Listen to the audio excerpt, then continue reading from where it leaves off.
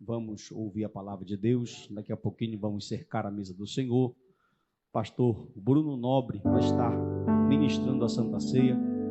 Hoje eu vou servir a ceia para os irmãos, para a glória de Deus. Aleluia. Lamentações de Jeremias, abra sua Bíblia. Eu quero pedir aos irmãos, protocolo da casa, que, por favor, os irmãos desliguem seu celular, coloquem no modo silencioso. Se você precisa falar com alguém, não precisa desligar, só coloque no modo silencioso, tá bom? Evite levantar para tomar água, evite conversar nesse momento. Toda reverência nesse momento ela é precisa, ela é oportuna. Olha aí, o Rômulo já sabe já. Quando ela chora, ele já levanta para ela dar glória a Deus lá fora. Assim que é, viu, irmão? O nenenzinho chorou, vai lá fora, pega um ar e volta. Amém? Amém. Então vamos lá. Queridos, numa noite especial como essa, esse livro de Lamentações, ele é um livro muito especial. E ele não está aqui só porque Jeremias sofreu 40 anos de ministério. Não. O livro de Lamentações, ele é um livro tão essencial na vida do povo judeu que até hoje, dia 9 de agosto, em qualquer lugar do mundo, esse livro ele é lido em qualquer sinagoga que exista, por causa de uma festa chamada Abi, que é um dia que foi holocaustos que aconteceram na história do povo de Israel. Lamentações, o primeiro nome desse livro, a palavra era Eca. A palavra era Eca em hebraico. Por quê? Porque o capítulo 1, capítulo 2 e capítulo 4 desse livro começa com a palavra como. Se você está com o livro aberto aí, você pode ver que a primeira palavra do capítulo 1 é a palavra como. A primeira palavra do capítulo 2 é a palavra como. E a primeira palavra do capítulo 4 é a palavra como. Essa palavra como é a palavra Eca. E esse era o nome desse livro.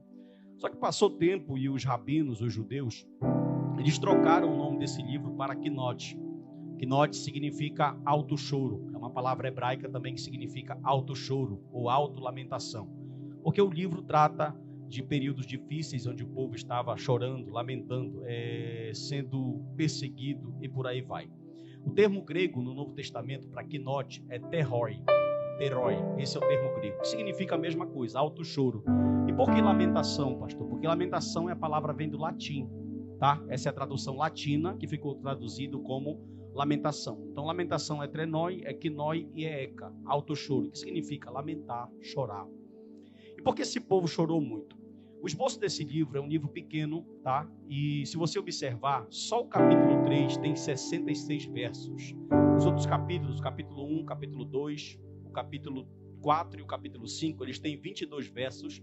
E pode ser que alguma Bíblia de vocês, olhe para mim aqui, pode ser que comece com a letra, o primeiro versículo comece Aleph, Beit, Gimel, Dalet, isso é o alfabeto hebraico. Na verdade, isso é um poema acróstico judaico que está nesse formato, um capítulo com 22 versículos, para que a memorização fosse feita da melhor forma. Então, uma estrutura de pensamento hebraico que colocou o livro dessa forma.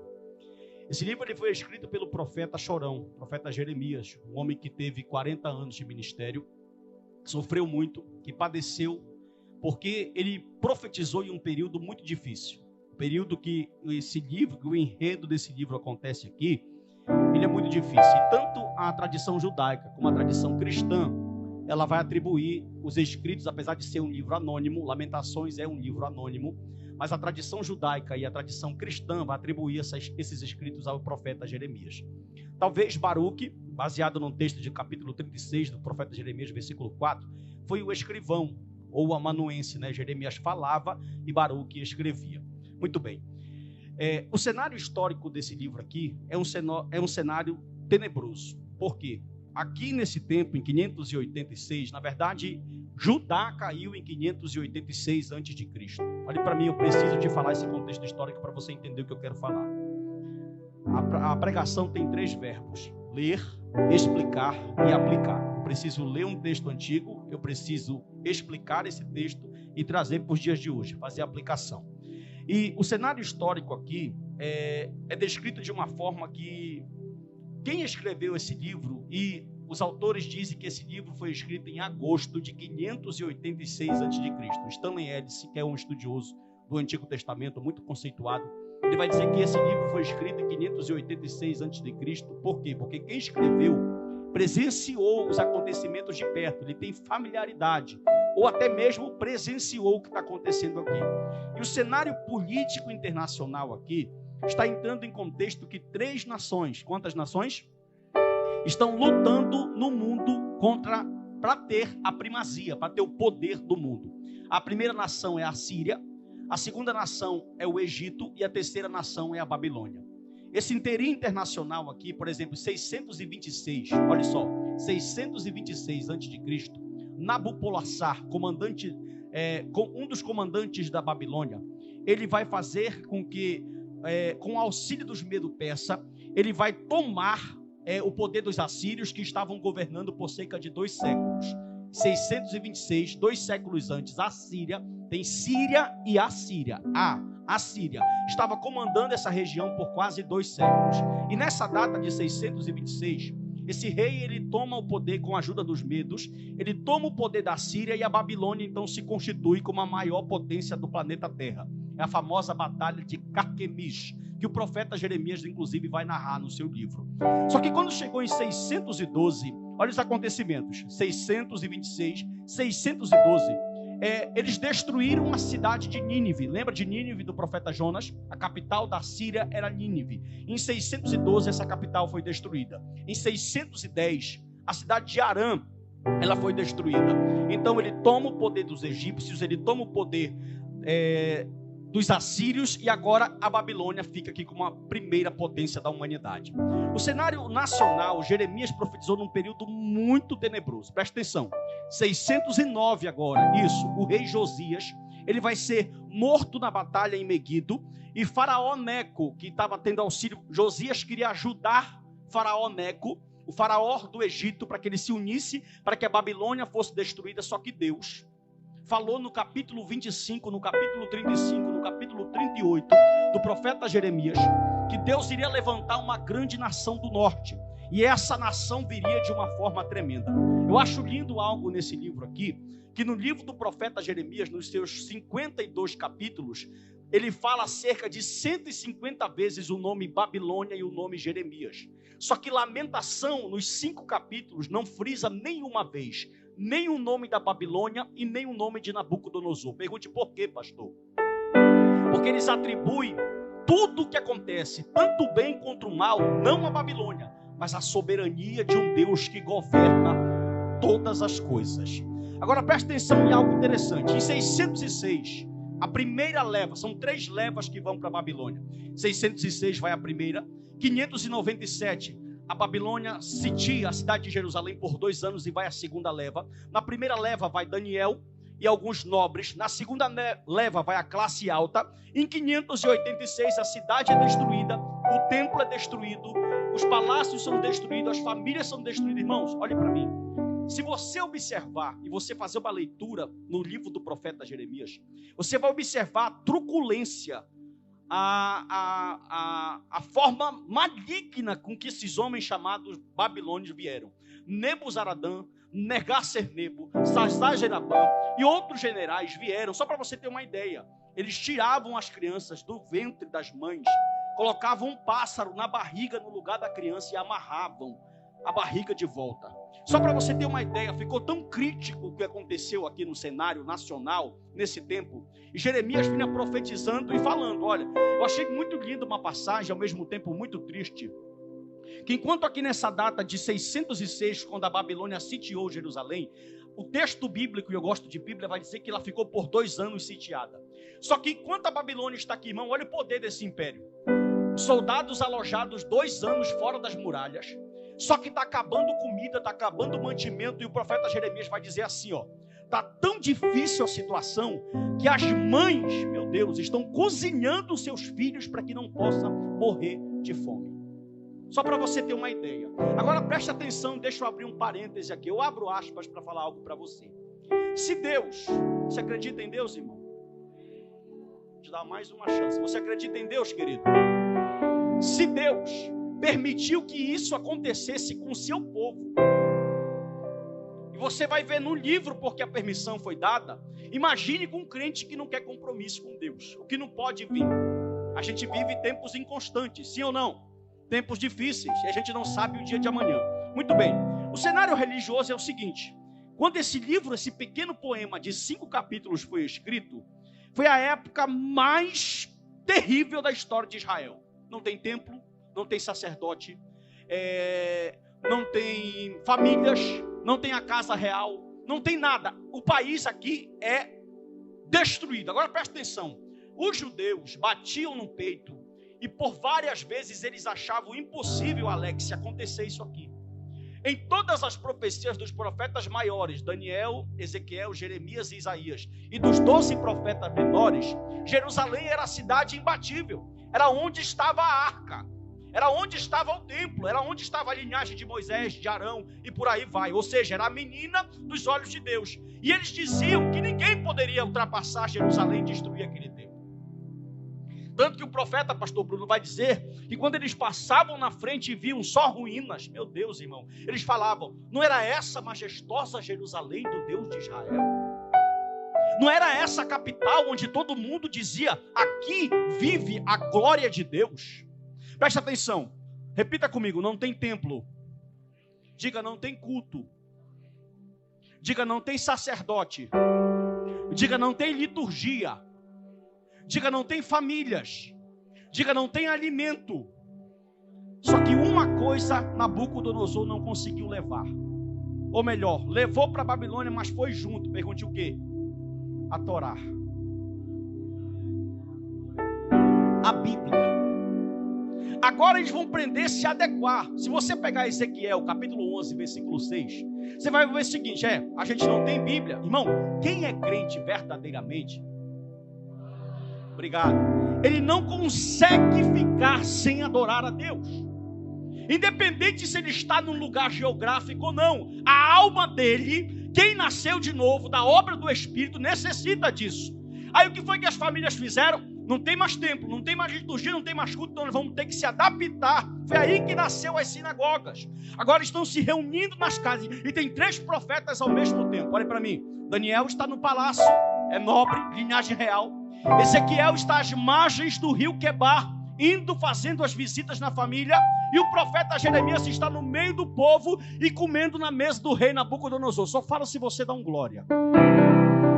Quando o cerco, no capítulo, a partir do capítulo 39, e Nabucodonosor dá ordem ao general e fala assim: levem todos, matem todos. Agora olha que coisa tremenda. Os pobres, oprimidos, aqueles que a sociedade deixou, rejeitou, Nabucodonosor falou assim: não tragam eles para a Babilônia, deixe eles vivendo em Israel. E tudo que era dos ricos, vinha, campo, dei para eles. Meu Deus, você não entendeu, senão você tinha dado glória. Muito bem, agora presta atenção. Pega Zedequias, o último rei, Zedequias, vaza os olhos dele. Olha a truculência, irmão. Arranca os olhos dele, tira, põe para fora os olhos, mata os filhos na frente dele. Sabe o que é interessante? Pergunte o quê? Jeremias falou tudo isso aqui. Olhe para cá. Enquanto o cerco da cidade está feito em 2 anos, olha que loucura. Crente, quando ele quer crer, ele crê, mas quando ele não quer crer também é uma bênção. Bruno, a Babilônia está aqui fora e Jeremias falou: eu não falei? No mínimo era para a palavra do profeta evangelista Rafael ganhar força. Mas mesmo Babilônia estando lá fora, Jeremias lá dentro, o rei falou assim: pega Jeremias, que foi ele que profetizou esse mal para nós, coloca ele no calabouço, dá uma surra nele, coloca lama, coloca a pão para ele comer com lama e põe ele para morrer dentro desse calabouço frio. No mínimo, irmão, era para eles olharem para esse homem e falar assim: era Deus falando na boca desse homem. A Babilônia está aqui. Nabucodonosor chegou, sabe o que fizeram? Humilharam, maltrataram, blasfemaram e disseram que não era Deus na boca desse homem. Beleza. Só que quando é Deus, meu Deus, uma coisa é pastor falar, uma coisa é profeta falar, outra coisa é Deus falar. Olhe para mim. E Deus falou: ele vai entrar aqui, ele vai matar, ele vai quebrar, ele vai destruir o templo. Cumpriu, beleza. Agora olhe isso, irmão, capítulo 39 e 40 de Jeremias. Nabucodonosor falou assim: deixa os pobres com dinheiro lá, dá campo para eles, dá vinha. A alta classe tu traz uma parte para cá. Por quê? Presta atenção, deixa eu te explicar o contexto. A Babilônia cresceu tanto, Gabriel, que faltava mão de obra especializada. Tanto que Daniel é da linhagem real. Nabucodonosor exportou 4.016 pessoas, porque ele queria que a Babilônia tivesse pessoas que fossem treinadas. Lembra que quando Ananias, Daniel, Misael e Azarias chegaram no capítulo 1 de Daniel, eles foram passar por uma seletividade para serem treinados para servir diante do rei. A Babilônia se tornou tão grande. Flávio Josefo diz que no tempo da Babilônia, no tempo de Daniel, tinha 1 milhão de pessoas lá, era uma cidade imensa. E quem morava lá não dava para servir, faltava mão de obra. Só que quando Nabucodonosor falou assim, ó, tragam a linhagem da alta classe para cá, traga Daniel, os pobres vocês deixam aqui, Josias vai ter um lugar na minha mesa. Aí ele falou assim, mas Nebuzaradã, tem um homem lá chamado Jeremias. Irmão, misericórdia. Nesse tu vai bater, nesse tu vai arrancar o olho, nesse tu vai arrancar a barriga, nesse tu vai tirar a perna, nesse tu vai cortar o braço, mas Jeremias tu vai colocar ele na tua mesa. Se ele quiser comer frango, eu vou colocar no português para ele. Se ele quiser frango, tu dá frango. Se ele quiser açaí, tu dá açaí. Se ele quiser charque assado, é charque assado. Se ele quiser mapará, tu dá mapará. O que ele quiser comer, e traz esse homem sem tocar nele. Oh, glória. Escute isso aqui. O objetivo do livro de Lamentações. Lamentações expressa a profundidade da solidão de um povo que perdeu tudo, inclusive a glória de Deus. O problema não foi o templo, o problema não foi as coisas materiais, o problema foi que eles perderam a comunhão e a glória de Deus. Contribuições, por exemplo, eu quero que você abra comigo, coloca para mim Lamentações capítulo 4, versículo 4 ao versículo 10. E eu quero que a congregação que está presente leia esse texto comigo em alto e bom som, todo mundo no 3, até o versículo de número 10, só para você ter uma ideia do que eu estou falando aqui, ó. Capítulo 4, verso 4. 1, 2, 3. 3. A língua do bebê fica pegada pela sede ao céu da boca. As crianças pedem pão, mas não há quem as alimente. Versículo 5. Os que se alimentavam de comida desfalecem na rua.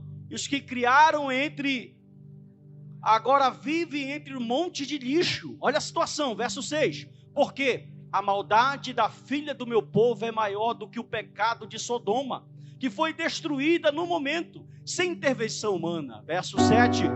Os seus principais eram mais alvos do que a neve, mais branco do que o leite, eram mais ruivos do que o corpo, do que os corais, e tinham formosura de safira. Mas agora, o aspecto deles é mais escuro do que a fuligem. Não são reconhecidos nas ruas. A sua pele grudou os ossos, secou-se como a madeira. Olha a situação de um povo sem Deus. Mais felizes foram as vítimas que morreram na espada do que as vítimas da fome, porque estas se definharam atingindo mortalmente pela falta de produto dos campos. Versículo de número 10. Olha isso, irmão. As mãos das mulheres que antes eram compassivas cozinharam seus próprios filhos.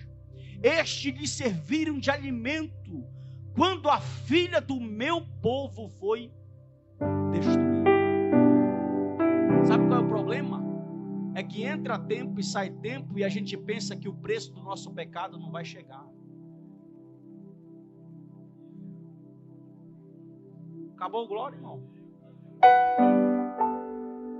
Irmão, essa palavra aqui, o profeta anda e Deus está falando assim, olha, a Babilônia não entrou aqui porque Nabucodonosor é forte. Sabe por quê? Porque o capítulo 2 mostra, capítulo 2, por favor, versículo 17, mostra a soberania de Deus. Olha o que está escrito aí, ó. O Senhor fez o que tinha em vista, cumpriu as ameaças que pronunciou desde os dias da antiguidade, derrubou sem dó nem piedade, deixou que os inimigos se alegrassem por causa de você e exaltou o poder dos seus adversários. Quem foi que fez a Babilônia ou o Senhor? Capítulo 3, versículo 37, por favor. Olha o que diz o capítulo 3, versículo 37. Leia, por favor. Quem é aquele que diz, assim acontece, sem que o Senhor tenha ordenado? 38. Por acaso, não é da boca do Altíssimo que procede tanto mal quanto bem? Deixa eu te explicar uma coisa. O povo não está indo cativo porque a Babilônia é a maior potência.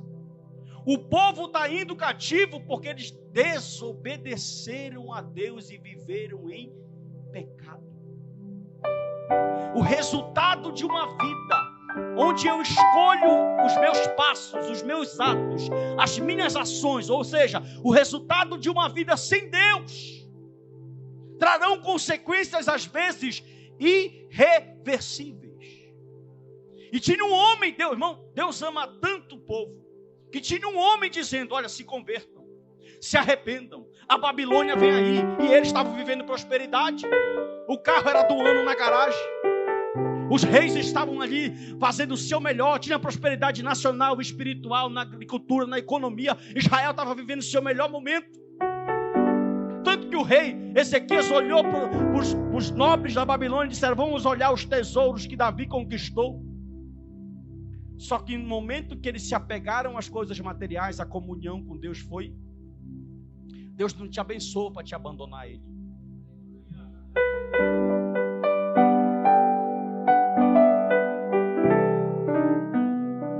Olhe para mim aqui, irmão. Deus não te abençoa para te abandonar Ele. Qual é a lógica? Se Deus me abençoou, é aí que eu vou ser crente. É aí que eu vou ter comunhão. É aí que eu vou ser fiel. Olha o texto. Ageu, 520 a mensagem. Malaquias, 435 a.C. a mensagem. Os três, Ageu, Zacarias e Malaquias, são pós-exílio. É após o retorno da Babilônia que esses três profetas estão profetizando. Sabe qual foi a ordem de Deus em Ageu 2? Voltem. 70 anos sem congregar. Quanto tempo? Olha para o seu irmão aí, rápido. E aí fala assim para ele: tu já imaginou? Fala. Tu viver 70 anos sem olhar na minha cara no culto.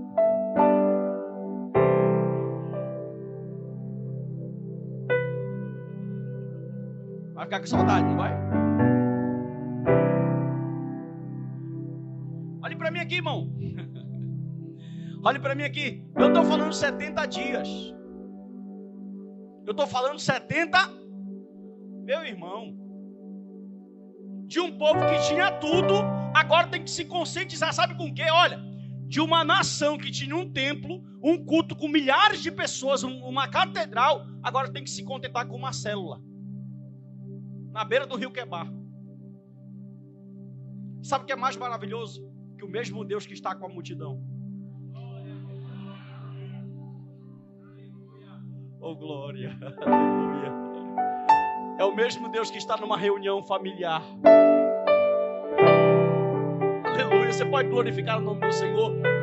O mesmo Deus que estava ali no tabernáculo, no templo, com todas aquelas tribos reunidas, com todo aquele sacrifício, é o mesmo Deus que está com Ezequiel de casa em casa, dizendo: eu continuo sendo fiel.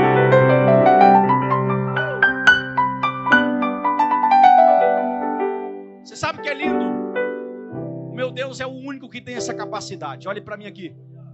O espírita, ele fala passado e presente.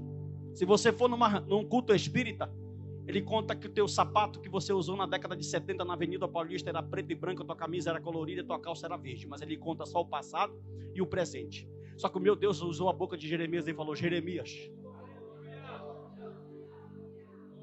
vou falar de novo para você da glória. Dizer: Jeremias, eles vão sofrer, vão apanhar, os filhos serão mortos, vão passar fome, mas depois de 70 anos, oh glória, levante a sua mão em nome de Jesus. Há uma graça de Deus aqui. Eu sinto a presença do Eterno. Depois de 70 anos, Jeremias, eu vou tirar esse povo daqui, porque estão debaixo de uma promessa. Eu vou trazer eles de volta para minha casa. Eu vou levantar um templo. Eu vou dar um sacerdote para eles. Ainda te digo mais, Jeremias: a glória da última casa será maior.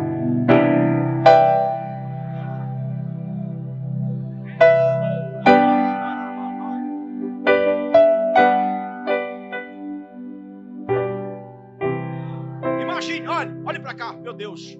O Espírito Santo está iluminando minha mente aqui. Olhe para mim aqui. Está passando o tempo. Só fala se você dá glória. Está passando o tempo e o povo está morrendo. Quem é ímpio, quem não acredita, está na Babilônia. Só que presta atenção: mudou o sacerdote, mudou o rei, mudou as leis. Antigamente eles viviam debaixo da lei de Deus. Agora vivem debaixo da lei de Nabucodonosor. A lei de Deus é: me adorem, eu cuido de vocês. Lá na Babilônia tem que adorar Bel, Nego, Acu, Deus Lua, filho de Nego, os deuses, os jardins suspensos, tudo tem que adorar, tem que ser politeísta. Quem é ímpio está morrendo, o tempo está passando, passou 10 anos, passou 20, 30 e o povo está morrendo. Só que quem é crente não vê a hora de chegar o ano 70. Escuta, um pai está com 50, com 30 anos, ele gera um filho. Quando o filho completa 20, ele já tem 50. E ele sabe que pode ser que ele não veja a promessa, porque eu não preciso ver para me crer. Mas ele olha para o filho e fala assim: meu filho, daqui a 20 anos, meu Deus, levante a sua mão. Daqui a 20 anos, nós estamos debaixo de uma promessa aqui, olha. Daqui a 20 anos, um homem chamado Jeremias disse que Deus vai visitar Israel e vai tirar Israel desse cativeiro. E o nome do Senhor vai ser glorificado. Olhe para o seu irmão, não é clichê de pregador, não. Olhe para ele, eu estou na autoridade. E diga para ele assim: você está debaixo de uma promessa.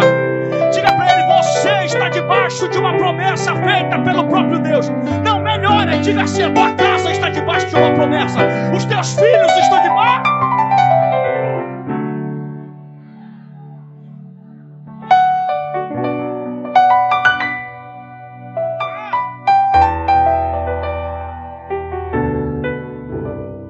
Escute, olhe para mim.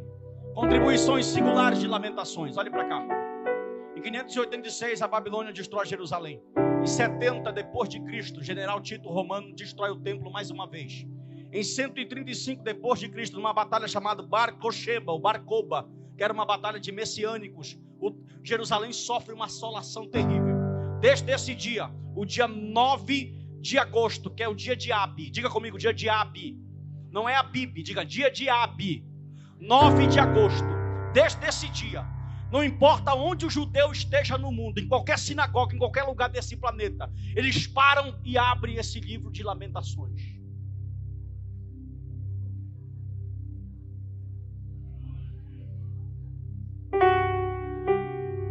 Porque quando a carne quer tomar de conta, aleluia,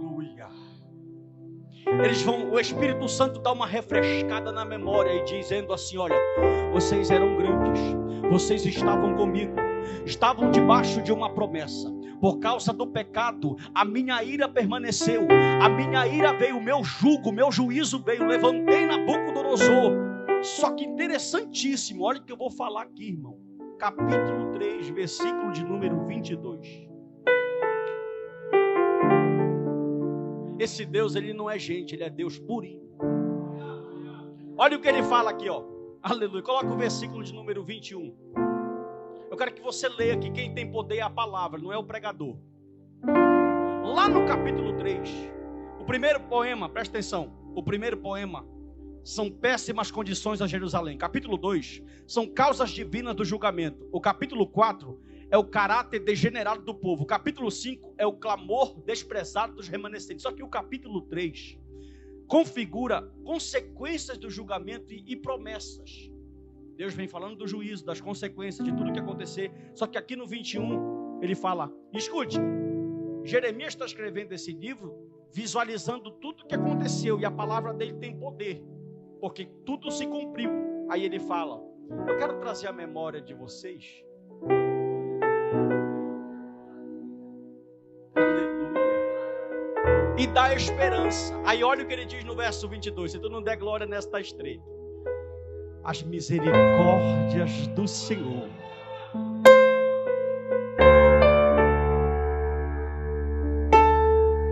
vou deixar você por 15 segundos se alimentar do texto que está aqui. Fique à vontade, irmão.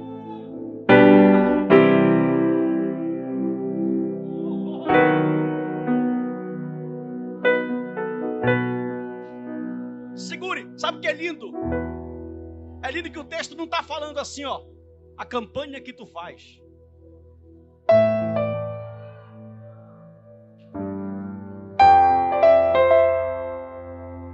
As misericórdias do Senhor são a causa de não sermos consumidos. porque as suas misericórdias não têm. Versículo 23, coloca, meu filho, renovam-se a cada manhã. Sei que estás aqui, Senhor. Podes perceber quem sou. Pode ver se há um verdadeiro ador.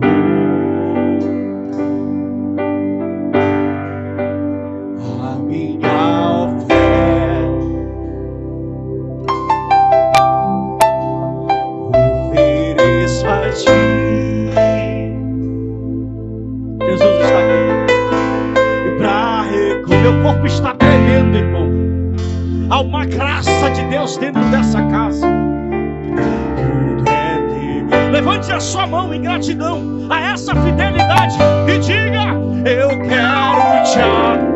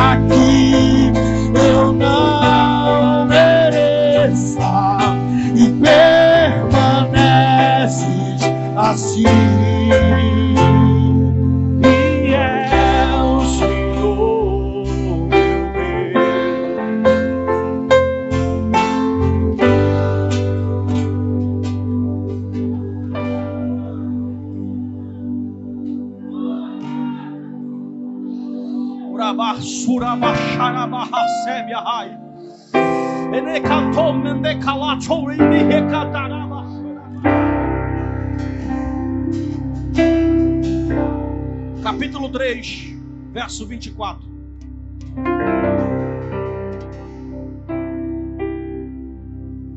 Olha o que ele diz: a misericórdia do Senhor se renova a cada manhã, grande é a tua fidelidade. Bata no seu peito assim e diga: a minha porção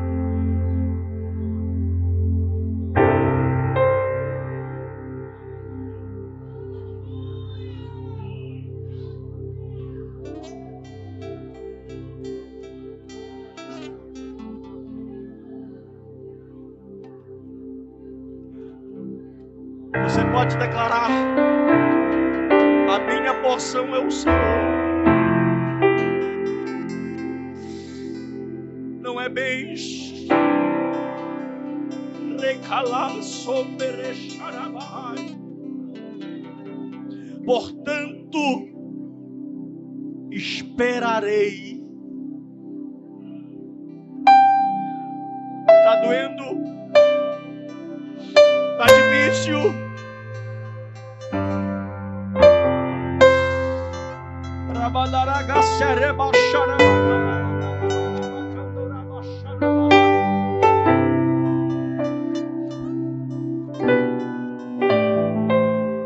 E para encerrar, capítulo 5.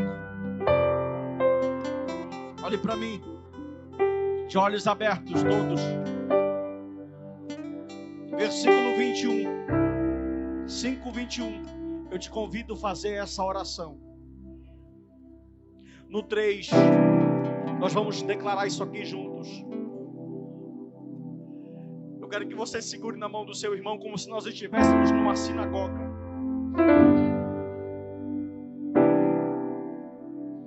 E no 3 nós vamos declarar essa oração juntos. 1, 2, 3. Converte-nos a Ti, Senhor, e seremos convertidos. Renova os nossos dias. Mais uma vez, converte-nos a Ti.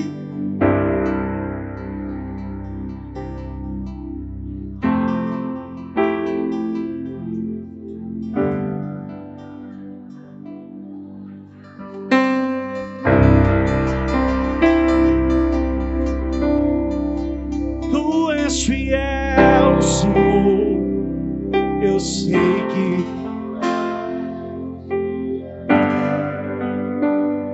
levante a sua mão e declare: e Tu és fiel, Senhor, eu sei que Tu